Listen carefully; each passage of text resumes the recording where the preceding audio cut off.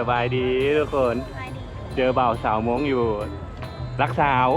อันนี้เมื่อกี้นี่เขาสัมภาษณ์อ้ายเพิ่นไปแล้วอ้ายหรือน้อง ไอ้ อ้ายแต่เป็นแฟนกันเนาะ เมน อันนี้เพิ่นมากับครูเพิ่นอันนี้ชื่อหยัง น้องชื่อเตหลีส่ง เดลิซง เมน อ้ายมาคือชื่อแบบคือลาวได้อ้ายเจ้าชื่อหยัง ไอ้ชื่อสอนสีส้ม สอนสีซง แม่ อันนี้เด้เดลิซง อันนี้เตหลีส่ง เดลิซง แม่ อันนี้ชื่อหยัง ซื้อเก้าซื้อ ชื่อเก้ามาบ้านมาแต่ทางไหนนี่อันนี้มาแต่ทางไหน มาบ้านห้วยแก้วจ้ะ บ้านห้วยแก้วน้ำเดียวบ่ เมน บ่อันนี้บ้านห้วยแก้วน้ำเดียวบ่ ว่าแม่แต่เขาเป็นแฟนกันแล้วเขาก็ไม่ยุ่งกัน อ๋อแต่เจ้ามาแต่ทางไหนนี่ อยู่ใกล้ๆนี่คือกัน อ๋อบ่ได้มาแต่ทางไกลๆซ้ำเหนือทางพุทธคือเพิ่น เลย มันถึงว่ามาอยู่น้ำเดียวแล้วเมื่อครอบครัวนี่มีเจ้าคนเจ้า ประมาณ5 คน อ้ายน้องกันหั่นน่ะ5คนแมันว่า 5 คน5 อ๋อว่า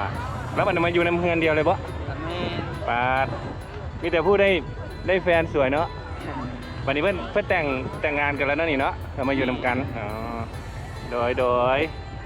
ขอขอบใจเด้อ จ้า